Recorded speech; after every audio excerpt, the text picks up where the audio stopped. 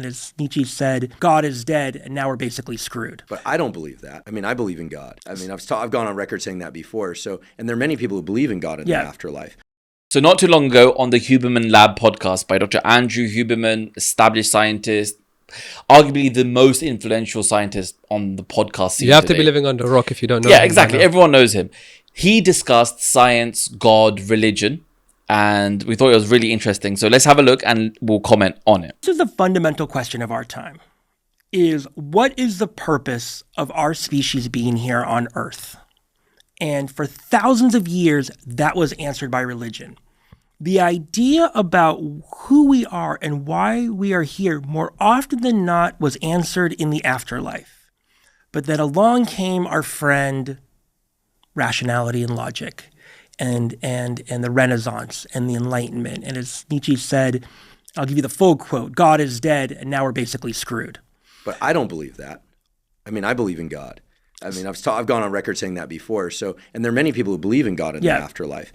Okay, so let's just pause this here. Let's talk about this point because I think it's really crucial. So Dr. Andrew Huberman, who's probably one of the most influential scientists right now, he says it on record, he makes it very clear that despite being a scientist, despite being educated, despite having studied science, despite teaching science, so despite having done all of this, he still believes in God, in a need for God and in a higher power, right? This goes against what all these new militant atheists, Richard Dawkins, Cristopher Hitchens, all these people, they make it out to be that either you believe in science or religion or God. There's no in between. When in fact, we know as Muslims, we know that science and religion, they definitely can coexist. Exactly. And I think when you brought up the whole aspect of these new atheists, that's so crucial because they have kind of taken over the sphere in the sense of we are scientists. Anyone who is a scientist does not believe in God. Right. And anyone who's backwards, quote unquote, they believe in God. But here you have Dr. Huberman, who, you know, millions of people listen to. He's saying that even though science came and logic and rationality spread all across the West, that for him, he's like, that doesn't mean God is out the picture. Yeah, not at all. Even though philosophers at the time were saying, okay, we don't need God anymore. Yeah. It's just not true. And the guest on his podcast, he actually made the point. He probably doesn't believe in this himself, but a lot of people do believe in this, that when the Renaissance period, the Enlightenment period, rationality, logic, when these things came, when they were on the rise, religion went out of the picture, which is actually not true at all. If we look at the history a little bit, we have the golden age of Islam, which was from about 750 to 1250 of the Common Era. That was the golden age of Islam. That period was actually known as the Dark Ages in the West. So for Islam, Muslim scientists, they were making all these inventions. They were coming up with all these things. In, for example, Baghdad, at that time, during the Abbasid Caliphate, that was known to be one of the main places. So you have Al-Khawarizmi, who was living at that time in Baghdad during the Abbasid Caliphate. He is known as the father of modern algebra. So algebra as we see it today, algorithms as we see them today, he's the father of this. Then we have Ibn Haytham, who is known as the person who, you know, the camera that we see today, it wouldn't have been created without him. So he made this theory of the way that light travels into the eyes. That was the first time that it was actually established. And optics and a lot to do with the eye. And it's interesting because Dr. Huberman is also an ophthalmologist. So he studies the eyes and eyesight and so on and so forth. So again, it's not like suddenly now historically scientists were people who did not believe in God. Scientists were people who actually had a strong belief in God. So they used their religion to actually expand in the field of science. Now, staying on the topic of eyes, we also have Ibn Sina, who's known as Avicenna in the Western world. He is known for his medicine. So he wrote a book in which he talked about the illnesses and their cures and the surgeries that could be carried out. Okay, and what's also interesting is that all these Muslim scientists we're talking about, and this whole spread of science and translation of Greek texts. The Western world was able to develop science through the age of discovery, the age of the Enlightenment period, Industrial Revolution, all that era. A lot of it was based on the shoulders of Muslim scientists. Of course it was. And so you've got Muslim scientists who believe in God. They served so much in terms of discovery and developing science, and then you've got the Western scientists as well taking that baton forward. And so just to say today that scientists do not believe in God is just completely not true. I think this is a good example. Dr. Huberman, he's a very, very prominent figure, public figure, and a lot of the youth know him as well. Prime example. We watch him. We benefit from him a lot. He's like, I'm a scientist. I have no issue in believing in God. Yeah. And I think this is a really good point that he mentioned Renaissance as well. So Renaissance actually came after, it was in the 1500s. It came after the Dark Ages. Yeah. But the Islamic Golden Age was even before this. So even before the Renaissance, Muslims were coming up with all of these inventions. Another thing that quickly came into my mind was the House of Wisdom, Baytul Hikmah. It was in the Abbasid Caliphate at that time. It was the Grand Library. They had all of these different things to do there, like translation, research, all of these things that were expanded. And that's where Al-Khawarizmi and all these people, they were doing this. Yeah. And like you said, the Western people, they took that and then they took it forward. Exactly. Okay, let's listen to it further. And there are many people who believe in God in the afterlife. Yeah. But it still is difficult to navigate the day-to-day. Well, because I want to separate out what scientific rationality and the scientific method did is it didn't actually kill God. What it actually did was it killed the structures that arose to intermediate between us and God, aka the church. And this is not a conversation about theology. This is a conversation about structures and about power. So science destroyed religion? 100%. It destroyed the stories that religion told us about our larger purpose. Because what ended up happening, look, oftentimes folks will say, well, science destroyed God and destroyed religion because it told us where we came from. We're not coming from 7 days, right? Where God spun the earth and created the heavens in 7 days.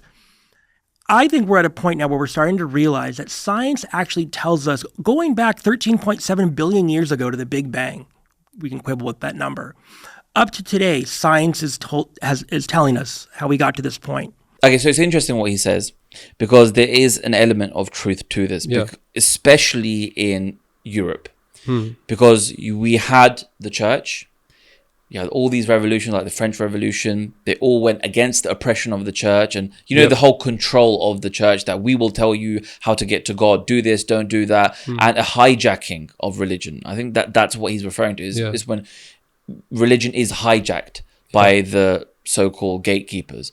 And then that's exactly what happened. The Renaissance happened, the Enlightenment happened, and people said, look, we don't need these structures, these oppressive structures of the church taking and controlling everything. And we know that, in fact, there was a lot of corruption involved in the church as well. And that's why I would even say that when Nietzsche said God is dead, he was saying the concept of God that was prevalent at that time, which was these Christian kings, the leaders. They were saying that they were the divine elects of God on earth. They used to rule with the divine right of kings, whereby anything they said, it was not to be questioned because it was directly from God. So they could kill people, they could murder people, they could have anyone killed or hung, and no one could question that. And that's clearly where this notion came from, where people wanted to challenge this, that why are they allowed to do whatever they want. Exactly. And that's where the revolutions then happen. And so it is true in the sense that when the religious class and the clergy, and this is something which is happening in the Muslim world as well. We know in so many Muslim countries, the ulama, the so-called scholars, have hijacked religion, and they are saying that, the way we are going to say religion is, that's how it is. For their own political agenda. And we know it's their political agenda because it's oppression. We know what's happening in Pakistan with Ahmadi Muslims as well. There's endless oppression. And in fact, the Holy Prophet ﷺ pointed towards this as well when he said there will be a state of Islam when the Quran would be there, the mosques will be full, but the ulama, they will be the worst of creatures under the canopy of the heavens, right? So religion is often hijacked. And I think we can say this, that when he says that science has sort of taken over religion, it's the erroneous concept of religion. I think that's really important. Religion in its purest form, in its essence, not even just Islam, any religion, the concept of monotheism, that God is one, to treat other people well, all of these sorts of teachings. And it's interesting because Dr. Huberman does say that. Again, he says that at the essence, religion is actually good. It's about love. Let's listen further. What science cannot do and what technology cannot do is tell us where we should be going. And so I'm not saying God should be telling what we should be doing or spirituality. What I'm saying is you're not gonna argue you can tell God what to tell us. No, I'm not going to argue. But the term you just said that science and technology cannot tell us where we need to go. No. And that's so true what he's saying. Like, science cannot tell you why something is good, why something is bad, why you should go down this route or why you should go down that route. You know, the whole question of morality, existential questions, why we're here, purpose.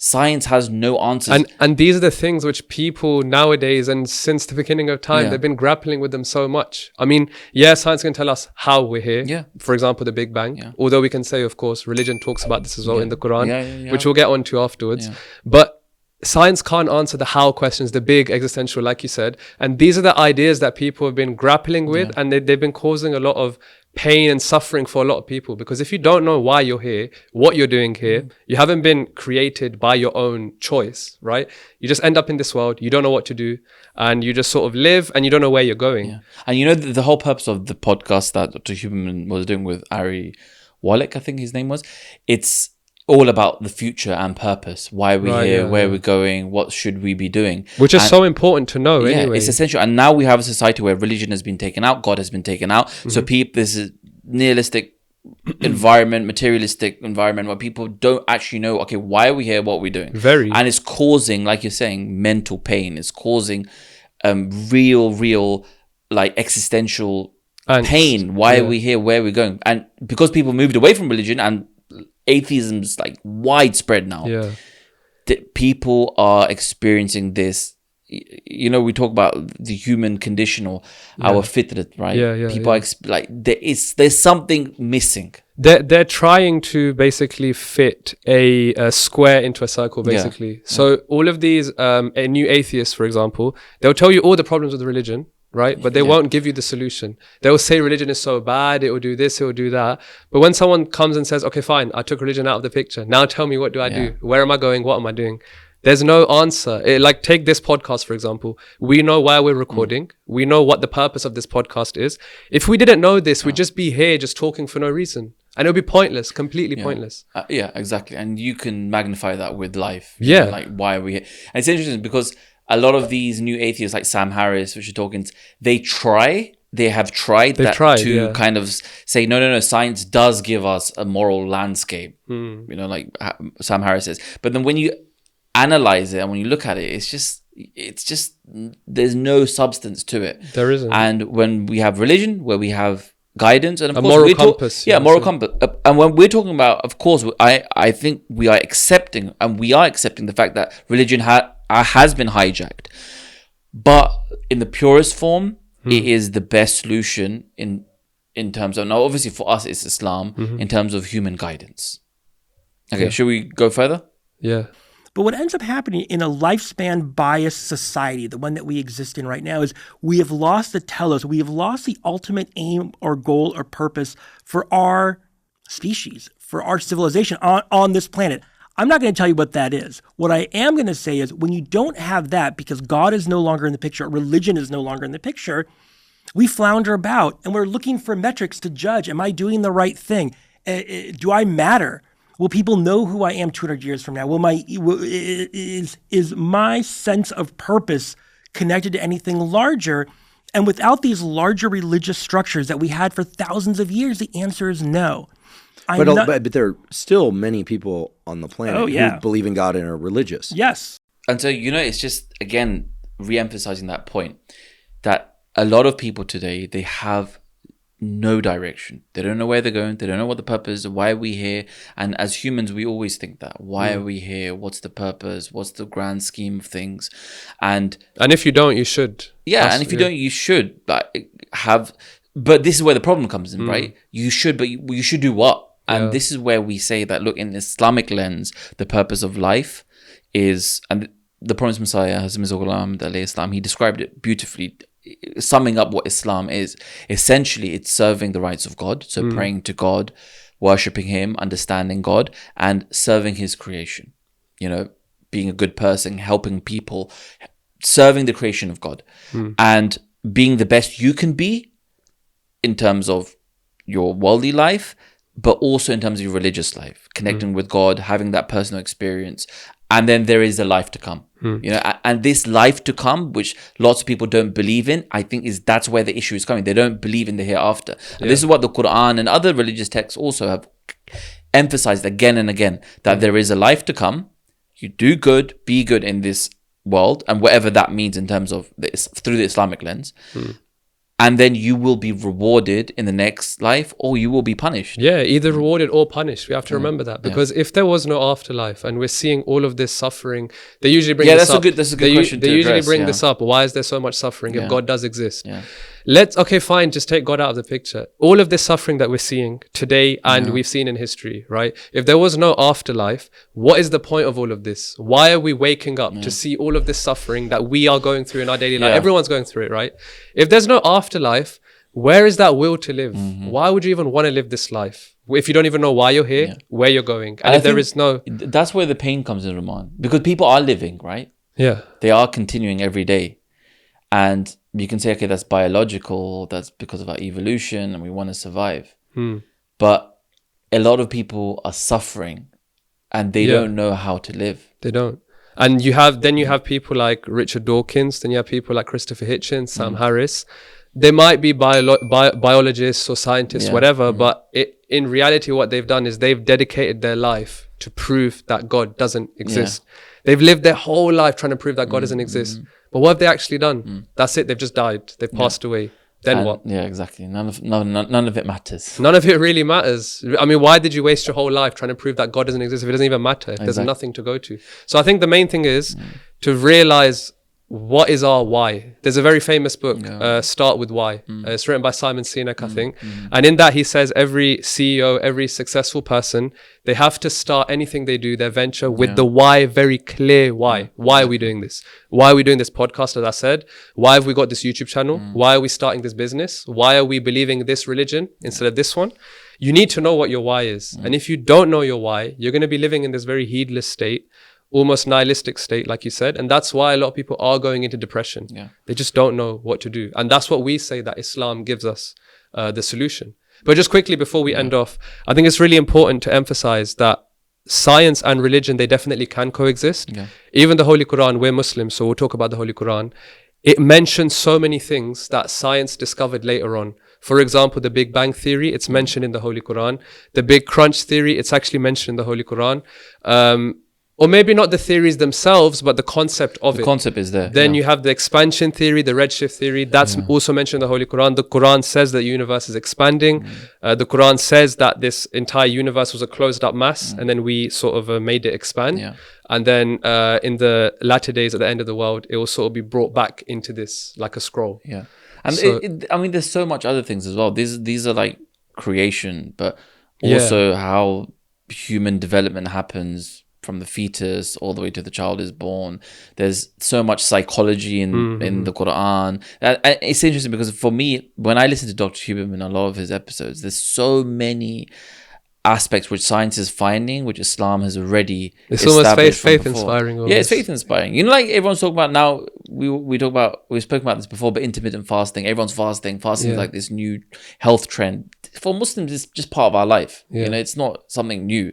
But anyways, that's talking about that. We've actually got a podcast on this, by the way. We'll put it up on the screen right now, where Huberman actually says he had Anna Lemke. They talked about this addiction. They said that it takes 30 days to defeat an addiction, and Ramzan is exactly 30 days. So we talked about this. Go check it out.